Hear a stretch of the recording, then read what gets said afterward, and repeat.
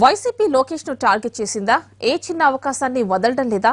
ఆధారాలు లేకుండానే చిలువలు పలువలతో ఆరోపణలు చేస్తోందా?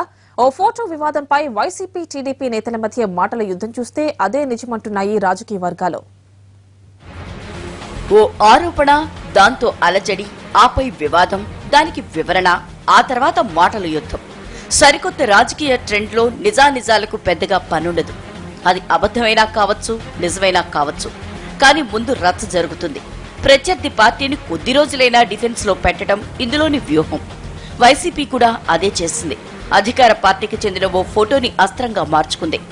లోకేష్ చినరాజప్పల ఫోటోపై జరిగిన రాద్ధాంతం, దానికి టీడీపీ కౌంటర్ అటాక్ పెద్ద దుమారమే రేపింది.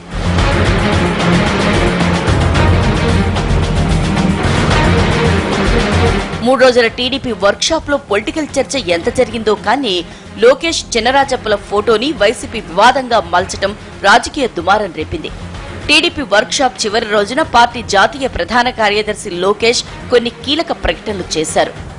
ఒక నేతకు ఒకే పదవి అనే వ్యవహారం మీద లోకేష్ పార్టీ ప్రతినిధుల అభిప్రాయాలు తీసుకున్నారు. అయితే ఆ మర్నాడే అసలు రాజకీయం మొదలైంది. చినరాజప్పను లోకేష్ తీవ్రంగా మందలించారని, తీవ్ర దుర్భాషలాడారు అంటూ ఓ ఫోటోని బేస్ చేసుకుని కామెంట్లు చేసేసింది వైసీపీ. చూశాను పత్రికలో ఇవాళ సోషల్ మీడియాలో ఫోటో వచ్చింది. ఆ లోకేష్ అనే పార్టీకి సంబంధించిన జనరల్ సెక్రటరీ మాట్లాడుతుంటే తప్పలేదు. పార్టీ మీటింగ్ లో సమావేశంలో మాట్లాడుకోవచ్చు, చేయొచ్చు. కానీ సాక్షాత్తు రాష్ట్రానికి సంబంధించిన డిప్యూటీ చీఫ్ మినిస్టర్ నిలబడి వణికిపోతూ కాలు చేతులు వణుకుతూ ఫోటో చూస్తుంటే మాకే ఏంటో కనిపిస్తుంది. ఇది సోషల్ మీడియాలోనూ భారీగా ప్రచారమైంది. మరోవైపు చినరాజప్ప కాపు సామాజిక వర్గానికి చెందిన వ్యక్తి కావడంతో ఇది కులం రంగు పులుముకుంది.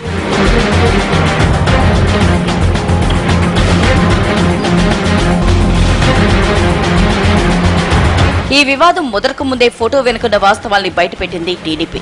ఫోటో ఎప్పుడు తీసింది, అప్పుడు జరిగిన సంభాషణల వీడియోని రిలీజ్ చేసింది. ఒక వ్యక్తికి ఒకే పదవి అంశంలో పార్టీ తీసుకున్న నిర్ణయంపై పార్టీ ప్రతినిధుల అభిప్రాయాన్ని కోరారు లోకేష్. ఇందులో భాగంగా విప్ కోన రవికుమార్, బండారు సత్యనారాయణమూర్తితో పాటు చివర్లో మంత్రి చినరాజప్ప కూడా పాల్గొన్నారు. తన అభిప్రాయాన్ని చెప్పినట్లు ఈ వీడియోలో స్పష్టంగా కనిపిస్తోంది. తాను చెప్పాల్సింది చెప్పానని, తప్పేదైనా ఉంటే కరెక్ట్ చేయాలి అంటూ లోకేష్ పార్టీ ప్రతినిధులకు చెప్పడం కూడా వీడియో క్లిప్పింగ్ లో స్పష్టంగా ఉంది. పార్టీ నిర్మాణంలోనే ఉంది. మెంబర్ కానటువంటి వాడు ప్రెసిడెంట్ ఎలా అవుతాడు? మీకు ఓట్ లేకుండా మన ఎమ్మెల్యేలు అవుతామా? అదే ఒక్క నిమిషం. ఫస్ట్ మన పార్టీ పెట్టినప్పుడే ఈ గ్రామ కమిటీ ప్రెసిడెంట్ ఉంటేనే మండల పార్టీ ప్రెసిడెంట్ అయ్యేవాడండి. అంతే. పార్టీ సెక్రటరీ ఉంటేనే మండల పార్టీ ప్రెసిడెంట్ అయ్యేవాడు. పూర్వం గ్రామ కమిటీ ప్రెసిడెంట్ గానీ, సెక్రటరీ గానీ, కోఆప్షన్ గానీ ఇందులోనే మండల పార్టీ ప్రెసిడెంట్ అయ్యేవాడు. ఇప్పుడు మనం పెట్టుకుంటాం.